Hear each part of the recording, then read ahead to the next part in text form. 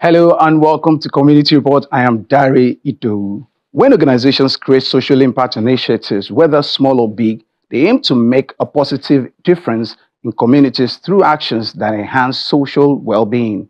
This can involve supporting social entrepreneurship, adopting a creative approach to problem solving, aligning initiatives with company values, and setting clear objectives to drive effective outcomes. On this episode of the program, we spotlight efforts made by individuals through their corporate entities to reach out to communities, and beyond that, they have also adopted sustainable approach that make this story even more interesting.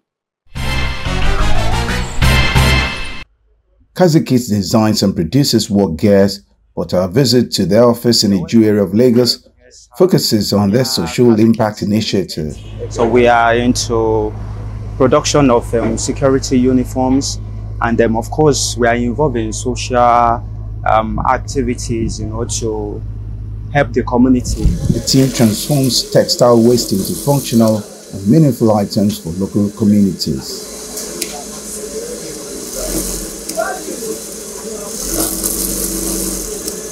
They are making school bags from fabrics that once served another purpose. Seeing around us people that are less privileged drives us to want to do something and give out to them. So this is our recycle department, where we make use of the used material. So what we have here are the used uniform, including the top. You understand. We have the top, the trousers. So we do convert all of this. Worn out, already worn. So, but then not condemned. Do you understand? We make use of all of this to produce a bag that can be used, by those children to carry maybe their notebooks and the writing materials. They bring the clothes full, already sewn. But before we can convert it to to bag, we need to kind of lose them into pieces. Do you understand? So by the time they break them down into parts, then they cut it out. You understand? Okay. So before that's what they're cutting. Yes, that is exactly. So they are detaching. You understand all those things. This is gather word badge. You understand? So that is what the process of bringing out the bag that we later distribute to these children. The only thing they do here is to remove the badges first. Yeah. And once they're done with that, I think they're also removing the buttons. Yes, and all of that. So before we go into the washing, okay. So when they wash, they dry clean it. So after then it's ready, for them to cut it into the size. And then bring out the best of it. So because we're going to get to that point, but again, I can ask you this question about these are worn-out clothes already, and you want to make them into like a new bag. Yes. So aside washing, what else do you guys do to ensure that it looks like not to recycle? We don't promise new made. Yes, we declare it publicly that it is from a material already used. You understand? So going further to say maybe you are talking about dyeing it and all of that, is no need, because even if you do that, it does not still change the texture, the current texture of the material. So it looks beautiful, it comes naturally to us, to you, because we of course select the best out of this used cloth already. So there's no need for us to dye. We present it just as it is, and it looks fine. We're going to show you one of these. Presenting it to, they are aware that these are recycled. They are aware that it's a recycled something. All right, that's yeah. That's really... These textiles sourced from one of their clients are upcycled with a dual goal of reducing waste and giving back to the society. The larger idea behind these projects is to tackle global textile waste crisis while empowering local communities. This is how we receive the used material. The process is to empty the bag, then get the clothes ready for wash. So it's after getting it ready for wash, dry cleaning, and all of that. That other process can follow. Actually look really dirty. Yes, very dirty. And in short, we give kudos to our women and the recycle department. They are doing a very good job in making sure that it's presentable at the end of the day. Yeah. So because that's more important. So, but how often do you get this kind of bags? How often do they bring them in? Well, we get them as often as this uniform are ready, like available, because we cannot really control the usage.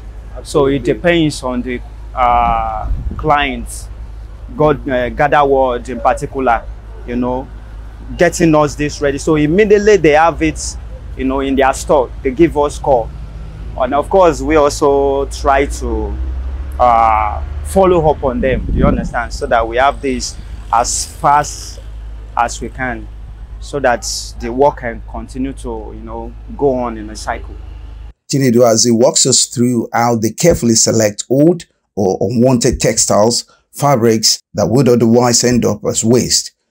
The process begins with sourcing materials, choosing only those durable enough to withstand the wear and tear of school life. Every bag tells a story of resilience, as these discarded clothes are repurposed and stitched together with precision and care. Most times when these clothes come in, they are very dirty. They are usually not well kept. They keep them in places where rain, shine, diesel, anything pours on them. And because we have our standards, it's not because it's recycled and we make them anyhow. We try to make sure that even if it is recycled, quality has to be there, the neatness has to be there. So once the bags, the uniform comes in, we separate them, the ones that are totally condemned from the ones that we can save. The clothes arrive used and dirty. This is where women from the local community step in. Engaged on a project basis, they help sort, clean, and prepare the fabrics for their new purpose. Sorting through the materials, washing, and getting them ready for sewing is both a job and a mission. These women find employment while contributing to a sustainable cause. Once we have realized the ones we can save, it comes to the back where these community women wash them up. Like you can see the water of that. I think this one's had grease on them or something. So they wash them and clean them up for them to move into the factory for production. Yeah, someone maybe somewhere wondering, why can't this be washed with the washing machine? Okay, so we have a washing machine. We can use the washing machine, but because we want our impact felt in our community, because we have a lot of community women who do not have jobs and who do not have extra means of earning income. So we keep this specifically for them so that they can earn a living from taking care of cleaning up the uniform. So it's deliberate why we kept this aspect for them. Is it effective in the entire process? By the time you put everything together, would the clothes be cleaner? Would it be able to sort out as well when you engage the women? Yes, it is. It's actually going to be cleaner, and the joy from them working for is that we are meeting SDG Goal 1, which is ending poverty. At least from there, they are earning a livelihood. So yes, the clothes come out neater because they are going to take their time to check out those special areas that there are specific stains to make sure that they remove it, which the washing machine will just wash generally. So they take their time, sort out, remove the badges, remove the buttons, wash it specifically, and make sure that it's thoroughly cleaned up for our process of production. Okay, so once this washed, what next? So once it is washed, they dry and they move it into the factory for cutting and the production of the school bags. First and foremost, for the soap that the women use for cleaning up these uniforms, they make them by themselves. We actually taught them, which was part of our community initiative, soap making. So they make the soaps. After making the soaps, they use the same soaps in washing. They're making sure that these uniforms comes out very well for the school bag production.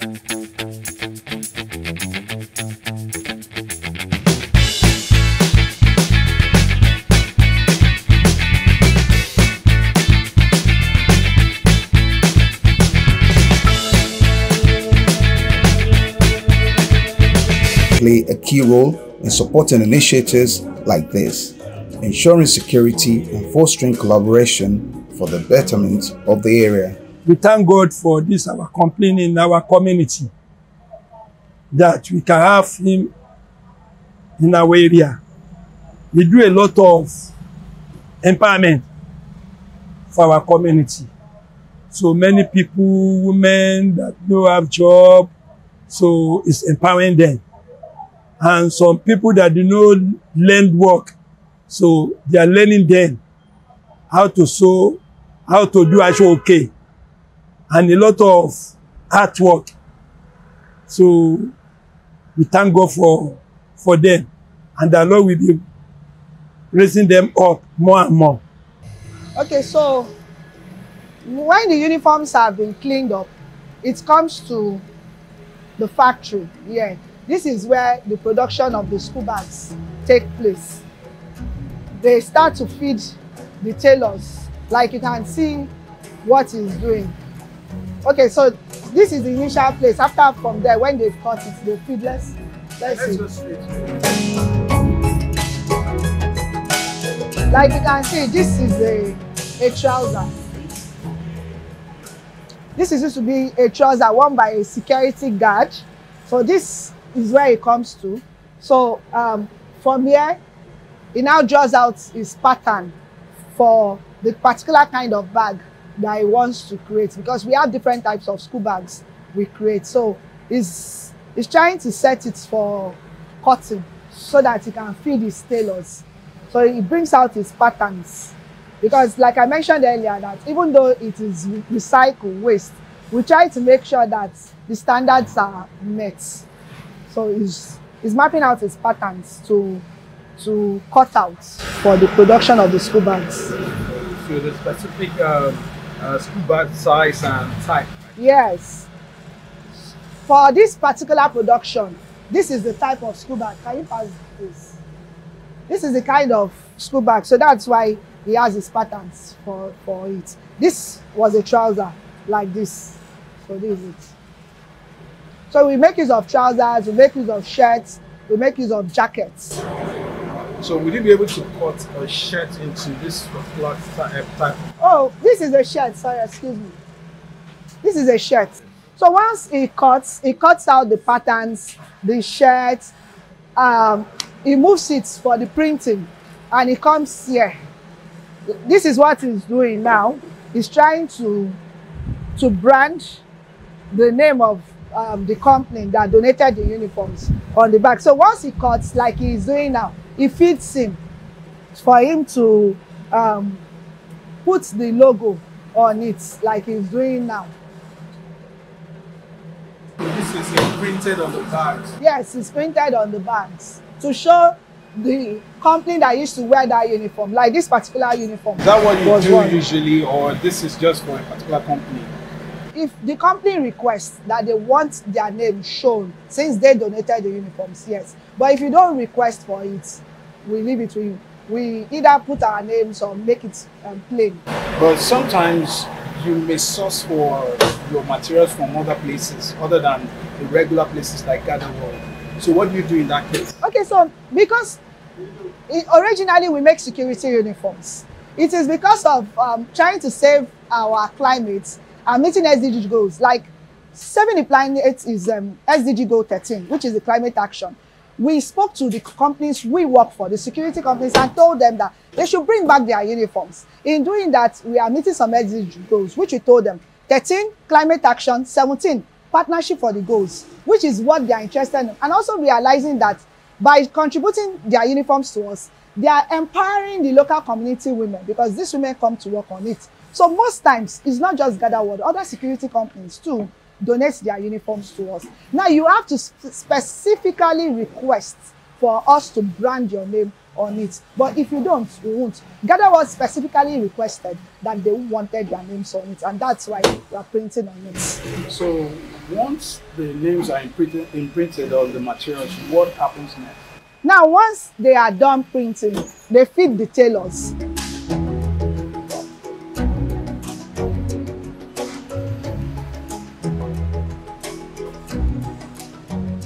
So once done, it comes to feed, like, give me one. They feed them. like he has come now to feed them and guide them. Go. So he comes to feed them on what to do. Like we have fibers that we attach on the bags. Now these fibers are from our production, uniform jackets production. We use those wastes of fibers that ideally, originally, before we adopted the circular economy, we'll have thrown it out. We're always begging Loma to come and pick up our waste because we used to have lots of waste. But when we adopted the circular economy, we made sure that we reduced our waste. So those fibers that originally we will have thrown away is what we now use in producing the school bag. So this is what is attaching. The fiber waste that before we will have thrown away gets attached to the bag production.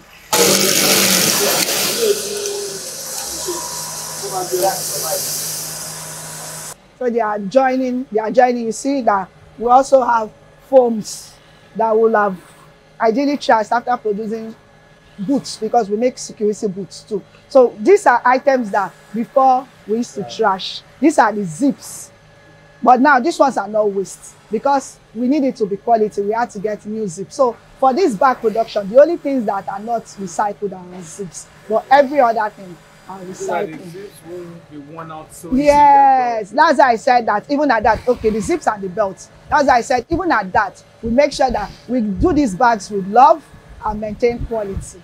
So when we finish, they start arranging them here. So the zip.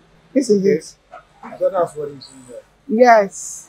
So it's the one that fixes the zip. So when they finish, they hit them here for the compliance manager to come and check them and be sure that it meets the standard that we want for the school bag. And that's why they are here. So it's after checking, the ones that need to be corrected are returned to the tailors to correct them. And the ones that pass the test moves to that place before they now start ironing like she's doing down there.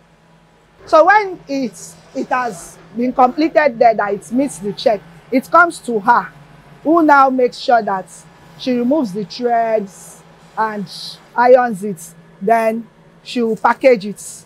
We package them inside liners. So package ones for them to see. So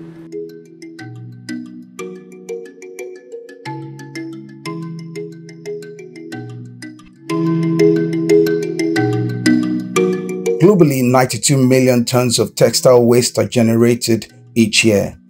Approximately 17 million tons end up in landfills, making up 5.8% of total landfill waste.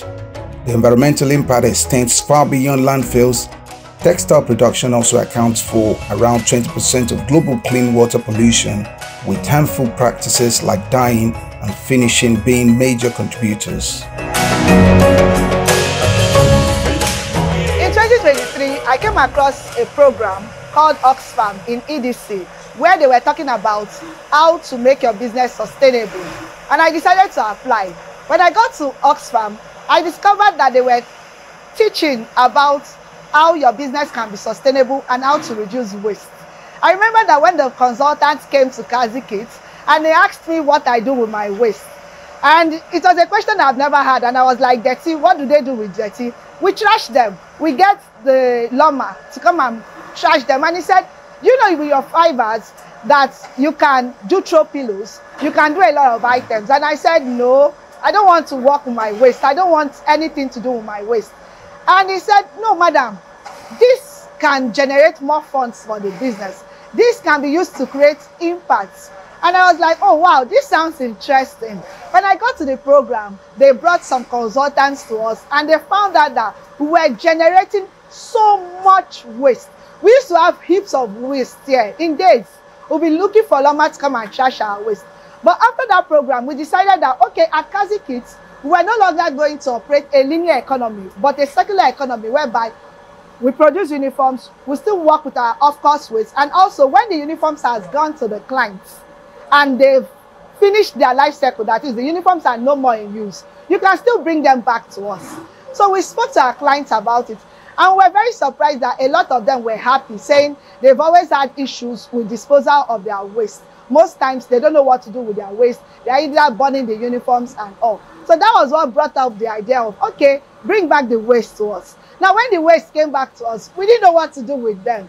One day, While at the balcony of the office, I noticed that the children who were going to school from this community, 90% of them were going to school without school bags. They were either carrying the paper nylons or tucking their school books behind their knicker. And I said to myself, how do I help my community? And that was what gave birth to the school bag initiative, whereby we decided to try one uniform so that the bags were so beautiful. We gave to the children in the community. And that day we had a lot of cry because the school bags didn't get a lot of children. And that was how we knew how important the school bags were and how beautiful the initiative was. And that was how we imbibed it. When we started this initiative, we made sure that our community felt the impact. I didn't even expect the kind of impact like what we've seen now. Like I explained earlier, when the uniforms come, our women come to work on it and our children. And I can say that there is nothing else living than to make sure that the people around you feel your impact. And it's been so overwhelming. It's been so joyous to see that people earn a livelihood just from working with our waste, and also seeing that children are happy that they can go to school with school bags. It has also changed our corporate image, because I think with this, it has made us more responsible to our planet and also impacting our community, which gives us so much joy to see that from us, people are earning a living and taking care of their family. So from recycling our waste, we make out school bags, we make out handbags, we make out throw pillows, we make out, my slippers is also from waste. We make out other products, but for now, because of back to school season, we decided to concentrate on production of school bags so that children can go to school with bags.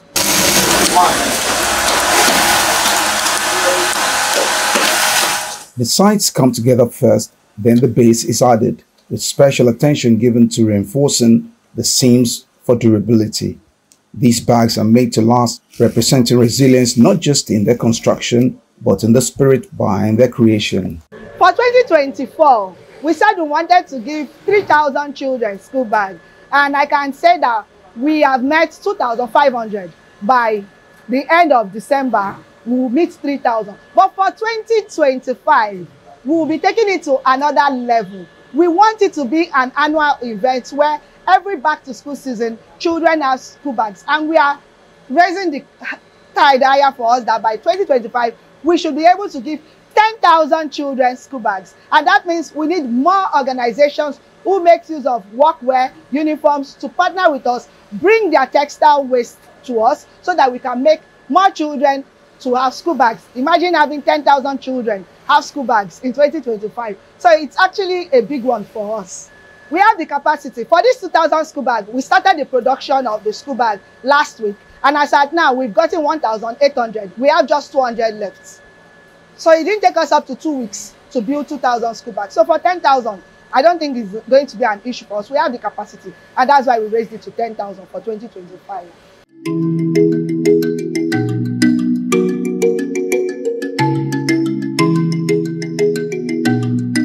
From the factory in Ilaje, we moved to Ilaje, a waterside community nestled on the eastern edge of the Lagos Lagoon and not far from the Third Mainland Bridge. By 9 a.m., the children and their parents have gathered, eager to receive the new school bags and other donated items.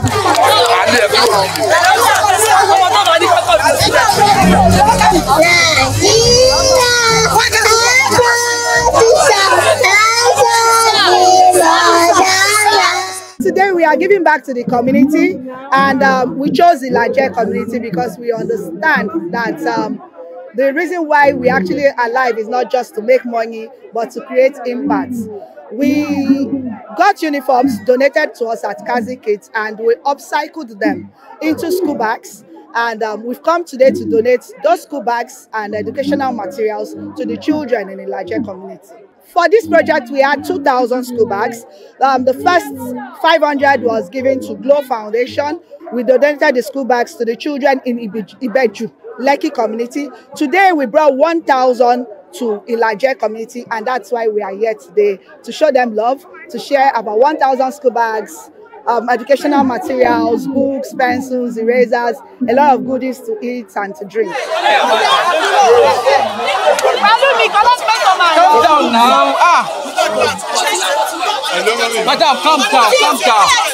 One after the other. So the government has a lot to do. Like you can see the crowd. We're not expecting this much crowd today because they are supposed to be in school. So we thought we were coming to give to their parents, but we're shocked to see the children and they are so happy. And a lot of them confess that they don't have school bags. They've been going to schools with nylon bag and it's really not possible. So the government should please encourage we that are in business, that are doing things for our community, because the poverty rate present in Nigeria is scary. Imagine children going to schools without school bags. A lot of them said they didn't have notebooks and they are so happy that we have notebooks for them, we have stationaries and the rest of them. So if there is a way that the government can liaise through the local governments so that these things can get to the grassroots. We chose Ilaje because Ilaje is one community that has not been remembered for a while. Most times when there are community engagement like this, they take it to other communities and Ilaje has not been remembered, because I remember the first time we came here, the Bale was shocked and happy that we remember this community. So we noticed that there are a lot of school children here. The poverty rate in Ilaje is also high and they are not being remembered. So that's why we chose Ilaje out of the so many communities that were nominated.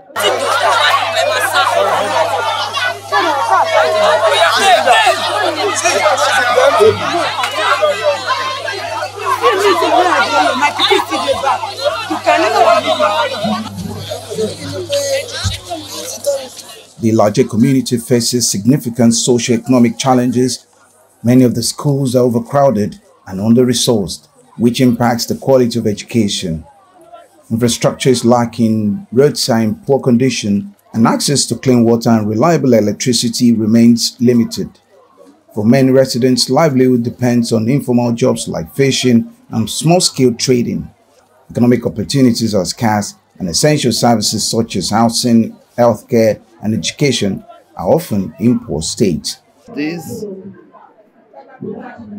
gestures makes me happy, and I believe all our children, the grandchildren, they were very, very happy. Even the mothers, the fathers, they were all happy, because this is the second, I think this is about fifth one in this 2024 that has been coming up. I think this is the largest, to which we are still expecting more.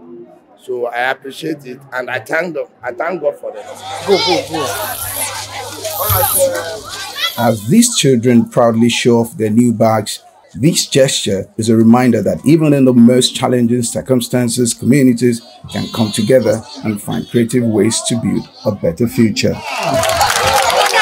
She's the kid of the moment, the child of the moment. Come on, clap for her. Unfortunately, I have exhausted the cards, but she will get one.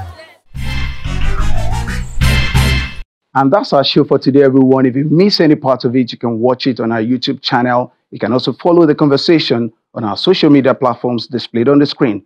Thank you very much for watching. I am Dari Idu. See you next time, and bye for now.